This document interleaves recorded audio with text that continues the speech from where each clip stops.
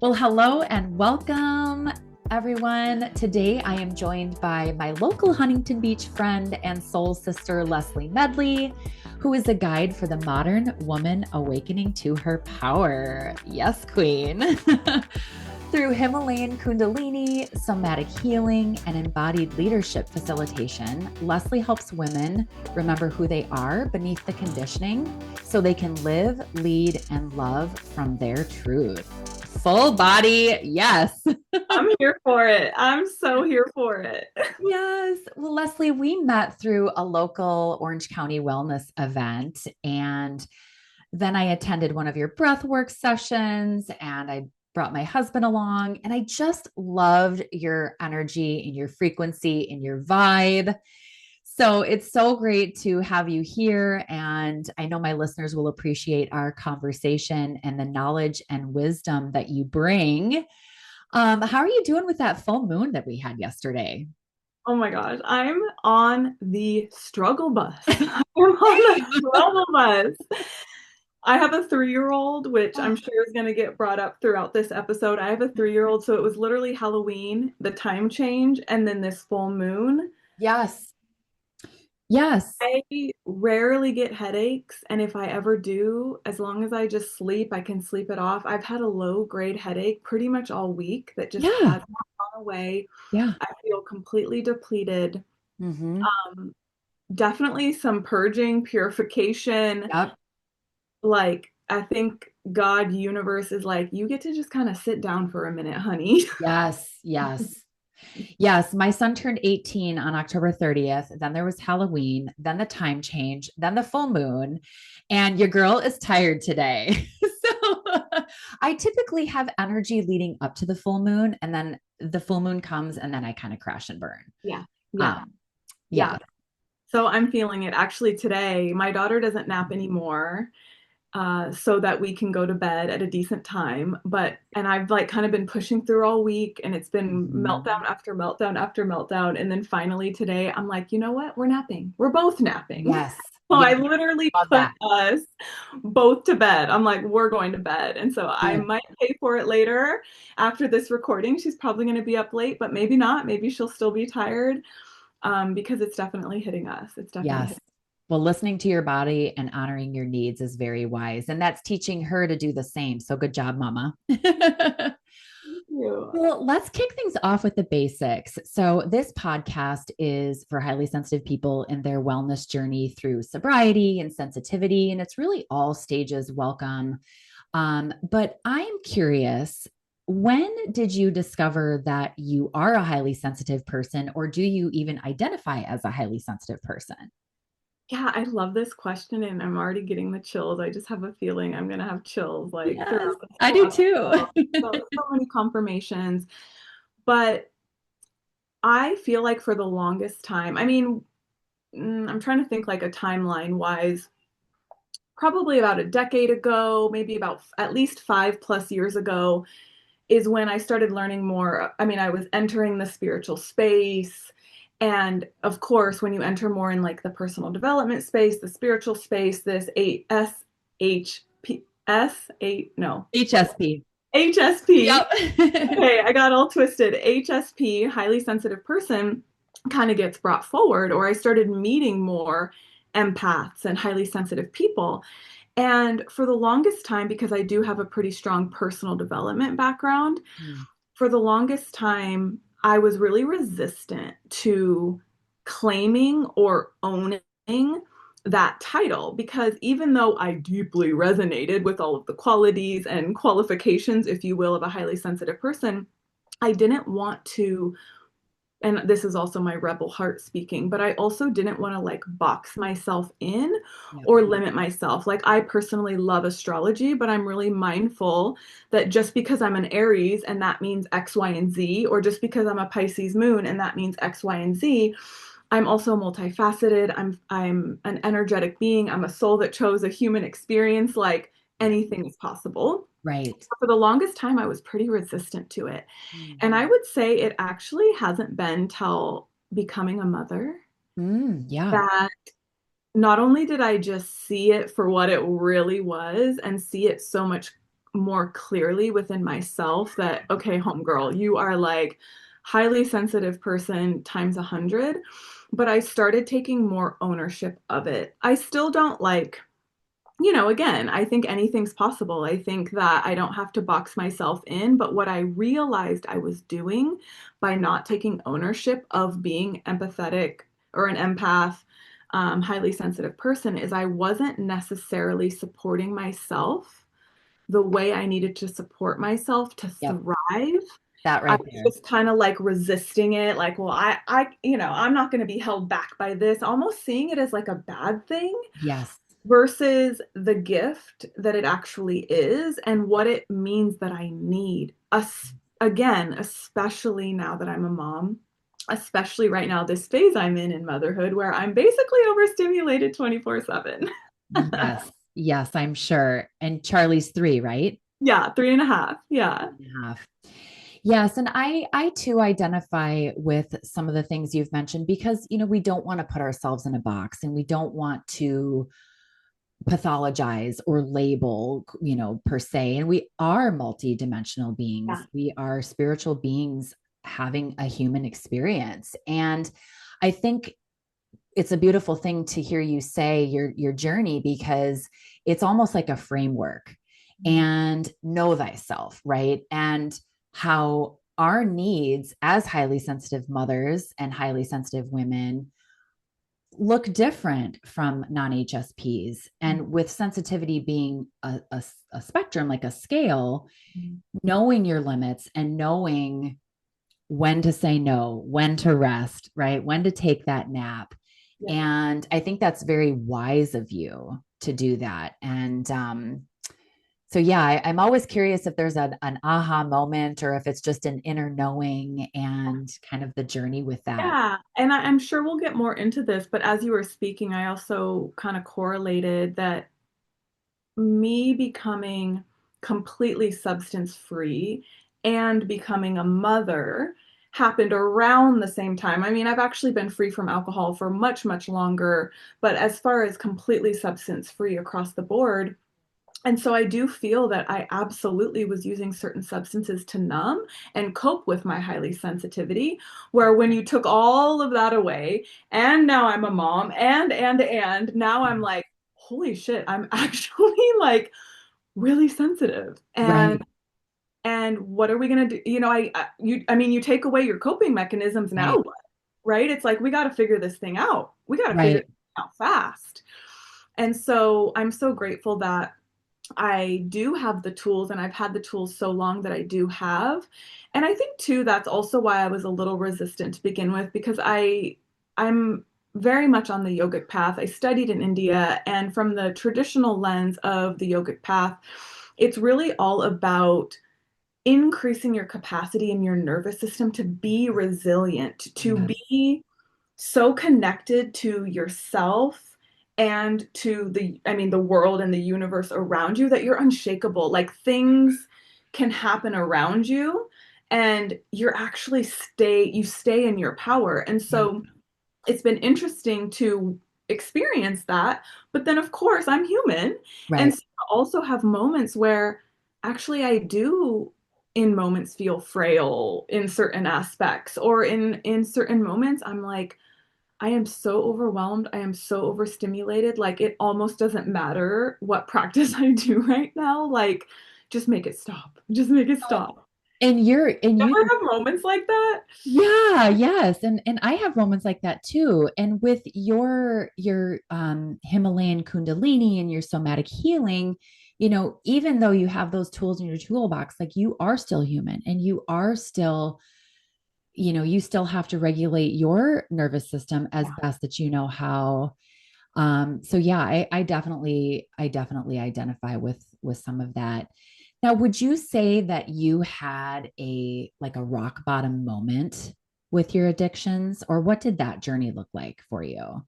Yeah. Yeah, I know. It's like where to begin.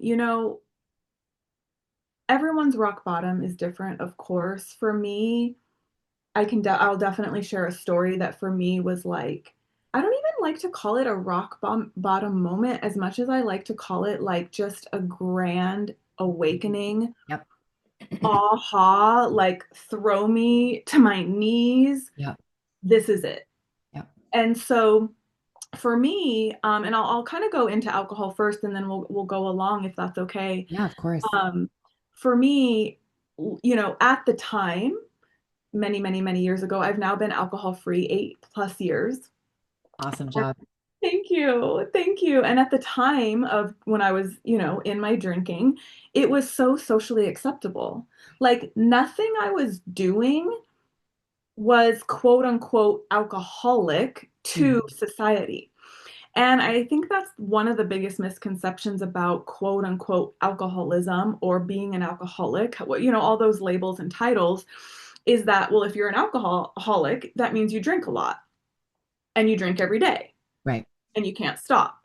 Yeah. Whereas for me, I was definitely more of a social drinker. In fact, sometimes I would go many days or even weeks without drinking. But when I drank, yeah, girl, drink. And Yeah. I literally would say out loud, I'm not going to drink unless I'm going to get drunk. Otherwise, what would be the point? Which looking back, I'm like, Yeah. okay, we Yeah. need to take a little deeper look at that homegirl. But for me, it's like I really meant that. It's like if I'm not gonna get drunk, why would I drink? And I honestly kind of still feel that way. It's like if I'm not gonna get Go buzzed, big or go home. drunk, Yeah. or feel something, it's like Yeah. I'm gonna just drink juice or water or some other Right. bubble water or something else. And so that was kind of my MO. It actually wasn't until I reconnected. So I'm adopted, and I reconnected with my biological mother, which I knew she had used toxic substances of all kinds, including alcohol, her entire pregnancy with me. I didn't know until I reconnected with her that she was actually been in recovery for many, many, many years, which is a huge miracle. Yes. But it wasn't until I reconnected with her that I really truly started learning about alcoholism as the disease process that it is. Yep. She is like such a baddie in AA. She's very like, her knowledge is endless. And I loved at the time, this was now about 10 years ago, really learning more about what it really meant to have this phenomenon of craving and what actually happens in the brain and how some people can take a drink and it doesn't affect them the same way that someone that has the gene of alcoholism. And of course, like I'm using my own words, Right. that's more so from the book of AA and all of that, Yeah. but insert your own words here. But Absolutely. Yep. the phenomenon of craving and like the actual shift that happens, and I started just kind of being like, and I didn't like really like fully admit it then, but I just started connecting some dots and like resonating. Wow. And at the time that we were connecting and we were like building a relationship, she didn't really want to like, I mean, who, kind of like she didn't raise me. So it's like, who Yeah. is she to like call me out? But lovingly, she didn't really point out anything around alcohol, but she really pointed out some codependency patterns Yes. that she was noticing in my marriage at the time. I was married before. Mm. And so I'm silencing my phone because it keeps beeping. Yeah, that's okay. Um, but she noticed some just like codependency, especially with her being so in AA. Then there's also Al-Anon, which is for the family members of Right. alcoholics. And I, again, at the time, I knew nothing about this. This was before my awakening, before diving into personal development. So it just kind of all started happening at the same time where I was opened to this whole new world of like, I was so unaware of my codependent behaviors, which can be so related to alcohol And high or sensitivity. and high sensitivity. Yep. And Double-edged then sword there. yeah, and then you see my upbringing, my mom, my adopted mom, who is Right. now passed. She was incredible, but she was also highly codependent in a lot of ways. So I witnessed it. It was in my blood. Like I got the double whammy of like Yeah. it was in my blood, and then also I witnessed it a lot growing up. And so I actually started in Al-Anon first. And I Oh, just started learning, and it really opened my eyes to a lot. I also started working with someone as kind of my sponsor, if you will, in Al-Anon. But I really call her really like my first life coach. We would literally do phone sessions because we weren't in the same state. She was mhm. incredible. I'm still connected with her, but shout out to Amy. We would literally like this was like before, I mean, I guess Skype was a thing, but we would Yep. literally do phone sessions. Yeah. And she was the first person that prescribed me, if you will, to start meditating. And Oh, I remember, which for those of you that, I mean, I know Gretchen already read my bio, but I literally teach meditation, breath work. Like this is literally right. what I do now. I remember her like just suggesting just set a timer for 5 minutes, sit Yes. there. Oh my goodness. Yes. Yes. Sitting with self as a highly sensitive, basically undiagnosed alcoholic. Right. It was horrible. It was horrible. Yeah. But again, in that, I started awakening and Yeah. I naturally started reading more personal development books. And then that just really snowballed into really my personal development journey. And I just dove headfirst into all of it. And it wasn't until a couple years later when I was really transforming my life. I was transforming my relationships. I was out of that marriage. I was eating healthier, working out. I mean, just really transforming my life as we do when we start on this path. Yeah. And I naturally started drinking less because I wanted to be out hiking on Right. the weekend. I didn't want to feel like crap the next day. Yep. I was spending time in like personal development seminars. And so naturally, all of those people, for the most part, that's not the main topic of conversation is going out to happy hour. Right. So this is where I want to bring forth that how important our environment is. And Oh, we can maybe circle back to that because I get asked that a lot for women in my world yes. who are potentially wanting to at least pause alcohol or stop alcohol completely. And how is that transition going to look? I'm sure you get this question a lot, but how is that transition going to work when everyone around them is still drinking, even if it's just moderately, and then they're all of a sudden not going to drink? And so maybe we can put a bookmark in there unless you want to dive in now. Well, I was going to say that I have two courses. I have the Stop Numbing the Foundation and Stop Numbing Start Living, which is really just the foundation is the first like 7 to 10 days in a Yeah. woman's journey in breaking free from alcohol. And that is one of the things that I cover is how are you going to approach this with your environment? Because things will shift Yeah. and you have to think that through and be prepared. And what seems to work really well for people is approaching it from a wellness standpoint. Right. So Yeah. instead of the shame or the stigma around the label or around identifying as an alcoholic Yep. or not. Exactly. Exactly. Yeah. So really, the environment is so crucial, Yeah. and Yeah. recognizing and being okay with friendships that may not stick around for the new you.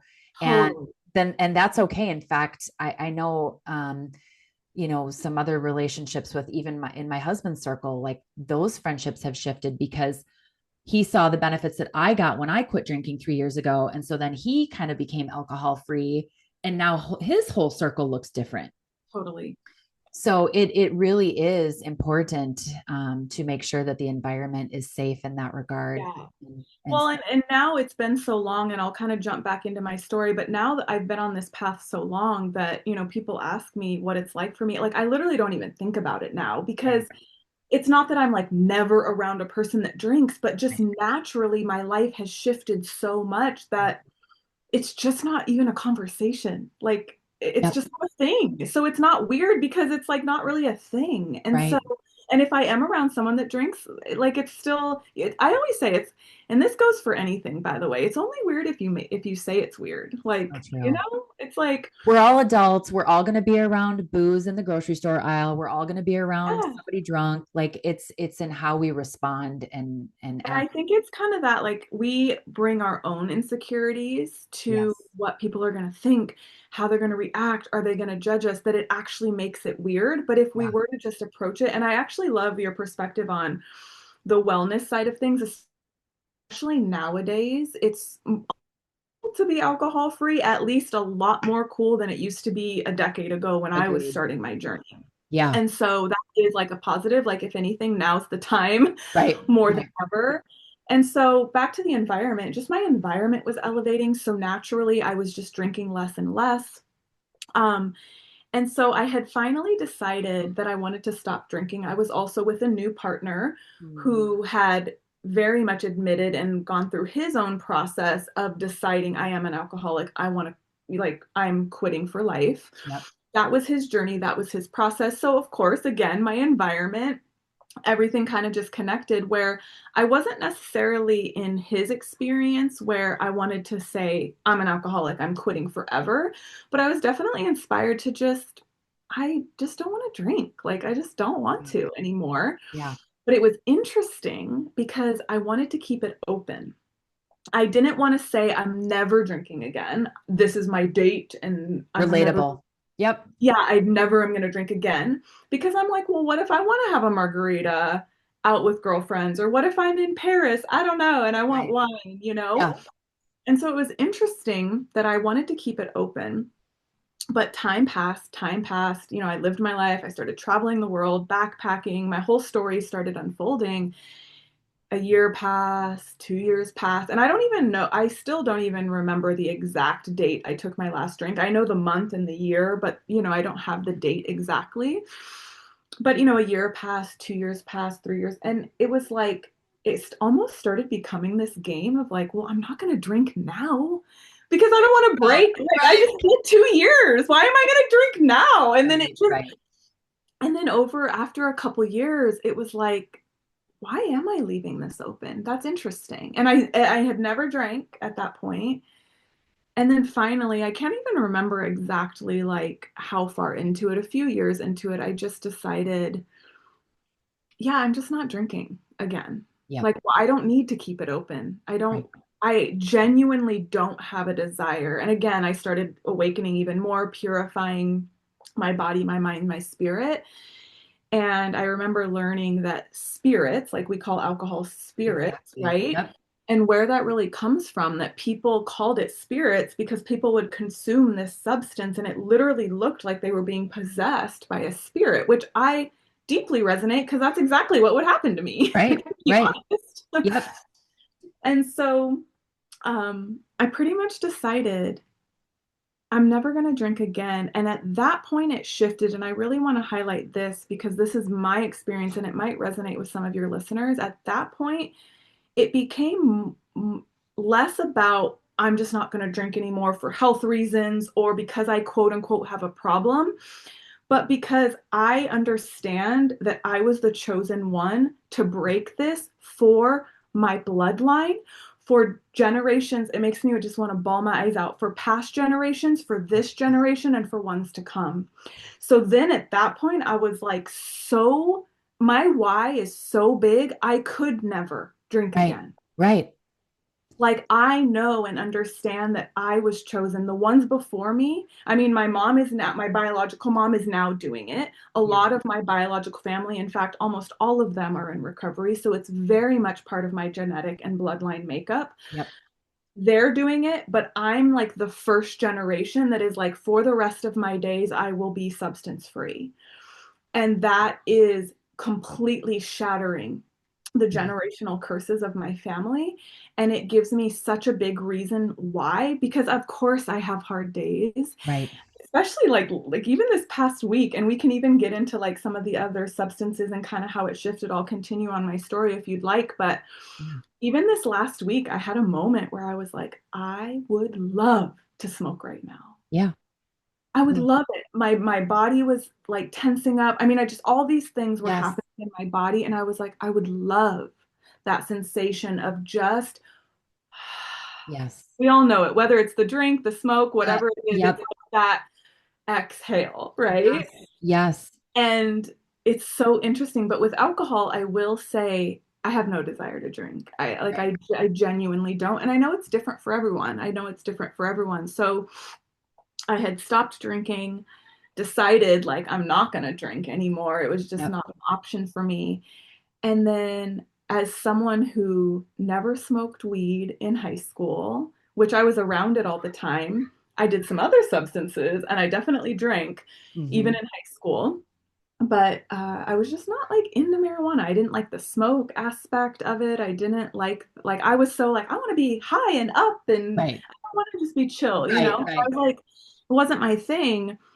All of a sudden, that became my go-to, and I Mm. started smoking. And at that point, I was still kind of traveling around the world. So sometimes I would have access to it, sometimes I wouldn't have access to it. So it was still pretty inconsistent at that point. But then I moved to California Yes.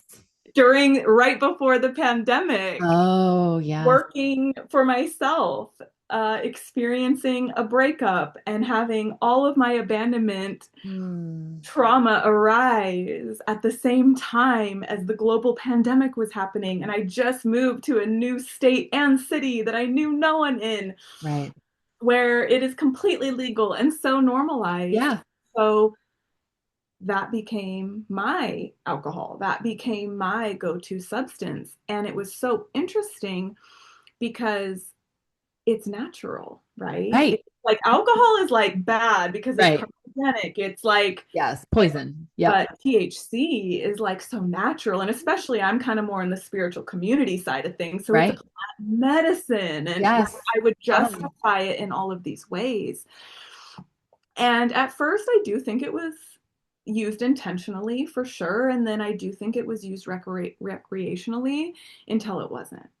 Yep. And then it became absolutely, I was self medicating, Hmm. I was absolutely numbing, and I was absolutely fully blown addicted. So you traded alcohol for weed. Yeah, Yeah. yeah. Which is very common. It's transfer addiction. And it's so, and it's funny being, I mean, not funny, funny, not funny. Like, I like every symptom, if you will. I hit it. I would like all of it, like Textbook. textbook, Textbook. Yeah. textbook, That you was me with know? booze. Yeah. With alcohol. And but Yep. I wasn't really, it's interesting. I wasn't really like that with alcohol. Again, I don't know. Yeah, I didn't really like go off and hide drinks. I would just like blatantly like do keg stands or Mm. whatever. No shame. Yeah. Yeah, but like with the weed, I think it's because it was an actual true addiction for Right. me. That makes sense. It was so like, I mean, I would smoke with people, but then I'd want more. They were done smoking, and my tolerance was so high at that point. Yeah. So then I'm like, well, I'm gonna like go like, go smoke more. And Absolutely. so to really bring us to the pinnacle of my story, Yes. we're getting there. Yeah. Yeah. But really my rock bottom moment, my big aha was, and I just it's still so visceral for me, but I had found out I was pregnant, completely unexpected, completely unplanned, definitely God's plan, not mine. Okay. And I was still, I mean, even before I knew I was pregnant, obviously I was still smoking. I was also experiencing quite a few health problems at the time. Looking back, I think it was absolutely THC induced. Um, but I was like using it to help the problems. It was Sure. like this vicious Vicious cycle. cycle, as it Yeah, always like is. I didn't have an appetite, so then I would smoke, but then it was just this whole vicious cycle. Um, so I had been obviously smoking the whole time I was pregnant and didn't know, but then I was aware that I was pregnant. And I had this moment, I can literally visualize where I was. I was on the patio outside. I hadn't told my partner, aka my daughter's dad, Yep. that I was pregnant yet. I was terrified because we were like a Um, little bit of a newer relationship. sure, sure. And I was literally smoking. I had an abortion scheduled. Oh, And I had this moment where it was like God's voice, my guru from India's voice. It was mm, just one of those like truly like God moments wow. where Yeah. I'm like, I think I'm so evolved. I think I'm so healed, but I'm actually repeating the exact same cycle. Ooh, yes. Yes, it's not crack cocaine. Okay, that makes me better, Right, right. The Oh my actual goodness. pattern is the same. Yeah. Because my biological mom was gonna abort me, but this was 30 plus years ago. She lived Wow. in Tucson, which was a small city compared to Phoenix. You had to go to Phoenix Yeah. to facilitate the abortion. And at the time she was drugging and just never made it there. Oh my But the gosh. energy was she was gonna abort me, gonna abort me while using substances. Oh my gosh. So here I am. I've done all this work. Wow. I'm healed, quote unquote. I'm awakened, quote unquote. Yet I'm literally repeating the cycle. And Wow. I had this moment where I'm like, the choice point of my life. Yep. Yep. And these voices were like, you will spend the rest of your life and future lifetimes healing this.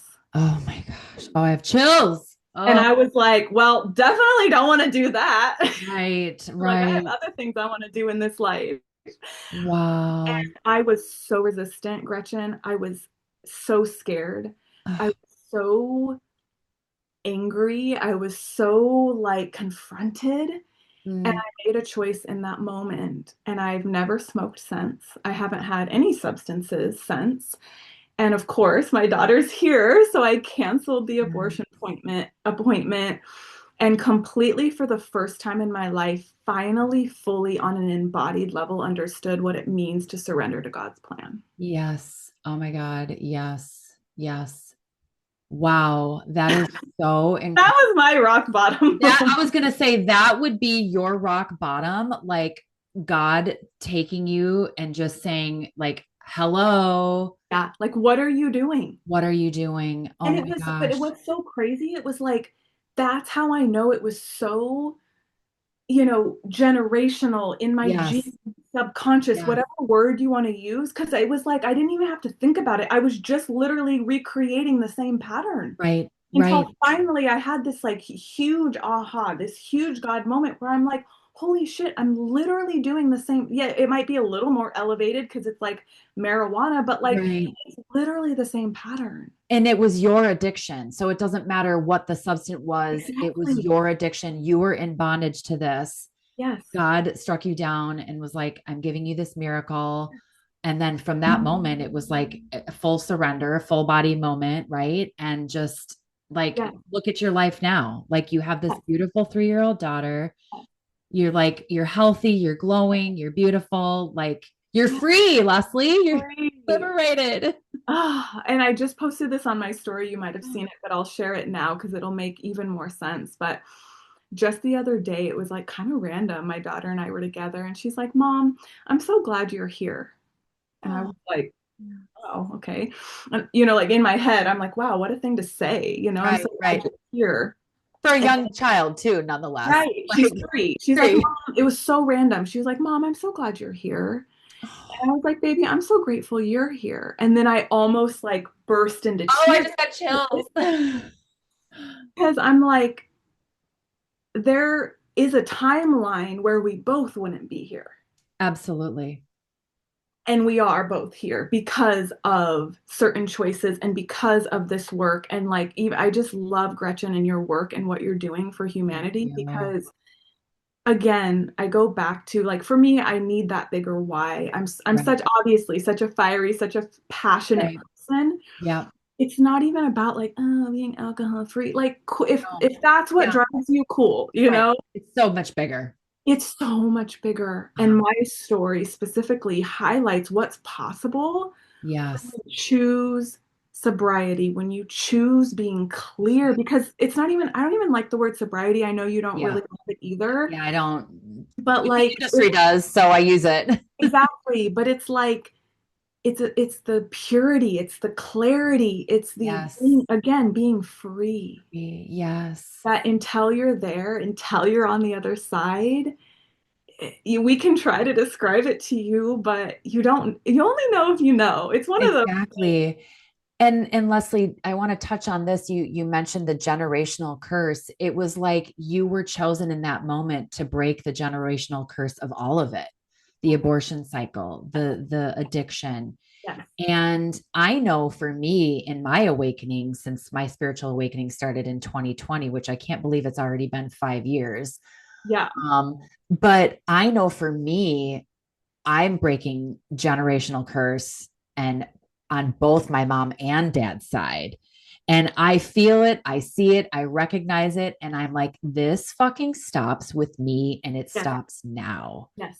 Yes. because I have a son and I don't want this cycle of this whatever it is, this addiction, this bondage, Yes. this evil demonic whatever to carry on. And so I want to give us a moment here and for the other listeners out there too, like, you choose this path of becoming alcohol free or breaking addictions, and you are doing it for not only the collective, but you're doing it for future generations. And I get like so choked up thinking about that, because I feel like not only am I personally free, but now I feel like my lineage will be free. Totally, totally. And the ripple effect of that is Yes. immeasurable. Yes. Is immeasurable, and it makes me think of, I think there's like a graphic or a meme on social media that says it ran into my family until it ran into me. Mm, yes. And that's what we're doing here. That's what we're up to here, and we all Right. have that choice. And that also goes for certain disease processes, that Right. goes for certain patterns, relationship patterns, Yes. toxic relationship patterns. Like here, we're discussing substances and Right. alcohol, but we all have that power. We Right. all have that choice. And that's what I see as the difference in the collective now and Yes. generations now is I'm a millennial. I love a good millennial. Like I feel like we're one of the first generations that's like, hold up. Right. Right. That's just the way it is, quote unquote, doesn't work for me. Doesn't work anymore. Yeah. Yeah. So let's question it. Let's unpack it. Let's Right. define it. Let's redo it. Let's try it a new way. Yeah. And, I want to touch on too, you mentioned, forever feels so final for some of us. And I know for me, when I quit, I knew that I kind of couldn't ever have alcohol again, but I told myself, and what worked for me is we're just not going to drink today. Right. Yes. And I love that. and I can drink as much as I want. I just choose not to. Yes. I love that. But I also, I don't have the desire to, and I don't actually ever think I will drink again.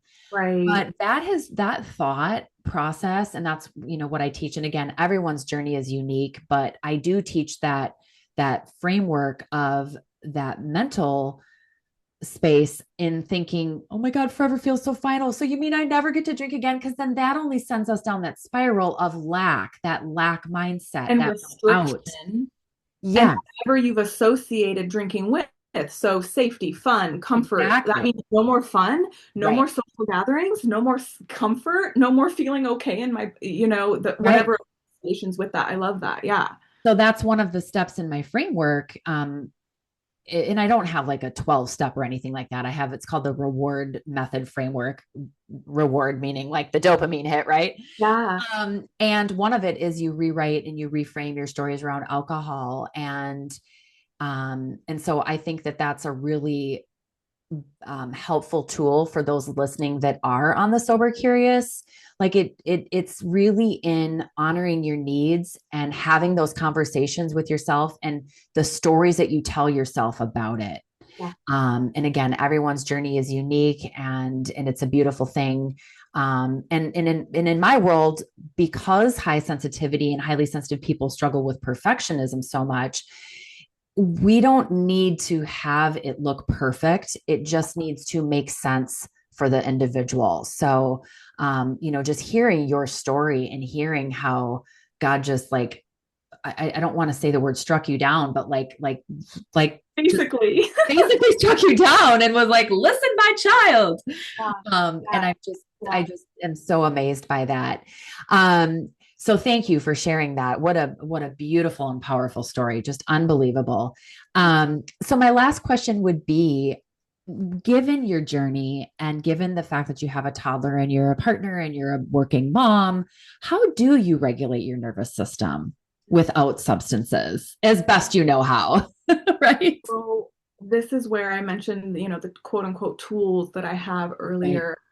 I work with Kriya practices, Kundalini practices, Mm. breath work, and meditation. So there are actual specific tools, techniques. Like it's not just sitting in silent meditation, as I do that too, of course, Okay. but there's certain actual tools, which it's so interesting because the tools I'm speaking of are thousands of years old, stemming from the yogic teachings, but more modernly would be called somatic practices Yeah. or nervous system regulation techniques. And Mm. some of them are almost identical, if not very, very similar. So there's actual physical And I don't think I can like really get into it all here. That would be Sure. like a bigger teaching Yeah. of what specifically those techniques look like or how to do them. You can always follow me on Instagram. Yep. I Absolutely. actually share a lot there, but there's actual physical like techniques and practices, certain breaths, certain body movements Mm. that are, I mean, scientifically proven to regulate the nervous system. But if I had to say one thing, it's really my daily practice of breathwork, meditation, and these tools is I think a big thing that I'm seeing, and I mean, this is my work, this is my life. So what I'm seeing the big issue is right now is people are learning the tools, which is great, but they're waiting until they're dysregulated, stressed out. It's almost like back to getting that drink, right? It's Right. I'm not okay. I'm dysregulated. I need a drink. So it's like, I'm dysregulated. I'm not okay. Let me go do breath work. Cycle. And Yeah. yes, that can work temporarily, but it's just like I always say it's just like going to the gym. If you only went to the gym when you felt like not the best, Right. or if you went very inconsistently, would it like have an impact? Maybe a little bit, but not really in the long run. And so it's really about the daily practice or the deposit that you're building up. Again, I mentioned earlier, like this resiliency in your Yes. nervous system Yes. where I'm not just doing these practices when I'm not okay, I'm also doing them when I'm quote unquote okay. And Right. I'm almost making, if you think of like a bank account, like I just keep making those deposits. Yeah. I don't just deposit money in my bank account when I need money. I'm consistently depositing money in my bank account. And what's going to happen? It's going to grow and it's going to expand and it's going to be abundant. And I don't know about you. For me, regulation should be a baseline, not a ceiling. And that's what I'm seeing is a Yeah. little bit of an issue is people are like reaching for regulation as like the ceiling when really that should be everyone's baseline. Right. It should be the foundation, a daily practice so that you don't get to the point where you're Yeah. And spinning. of Yeah. course, especially this week, honestly, this week has rocked me. So I have Yeah. my weeks, I have my Sure. days, but that's my anchor. That's my go-to. That's my coping strategy. That's my safety. As soon as Right. I sit down, close my eyes, drop into my practice, it's that same feeling for me of that drink or that smoke where it's just I'm home. I'm here. I'm Yes. safe. And I return to the safety and I recode safety into my body. I return to the breath. I regulate the nervous system. And for me, that is definitely my saving grace. And of course, it's not always easy. I do have a toddler. Like I used to have a morning practice. Now it's usually more of like an evening practice, like evening nighttime Yep. practice. So not necessarily ideal, but I get it in every day or almost every day. And it makes the difference for me. Absolutely. And that's what keeps you resilient and keeps you Yeah. being able to continue to go. I mean, we all have bad weeks, days, whatever.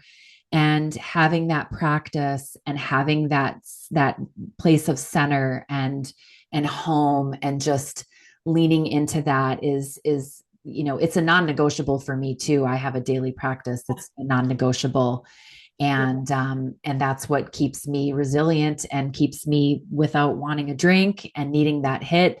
And even like I used to struggle too with shopping because I worked in retail, so Mm, yeah. it would either be a drink or shopping or sometimes both, Yeah. sometimes whatever. So I love that you have that practice, and I will put your information, your Instagram handle, and how you can get in touch with Leslie in the show notes. But I just really have enjoyed this conversation, and I thank you so much from the bottom of my heart, for sharing. And yeah, this has been fantastic, and I'm sure we're both going to sleep really good tonight. Yes, I'm so ready. I'm so ready for that. Thank you for having me. Like, I'm so inspired by you, so inspired by your community and this conversation, and I can't wait for it to reach so many lives. Thank you so much, Leslie. Welcome.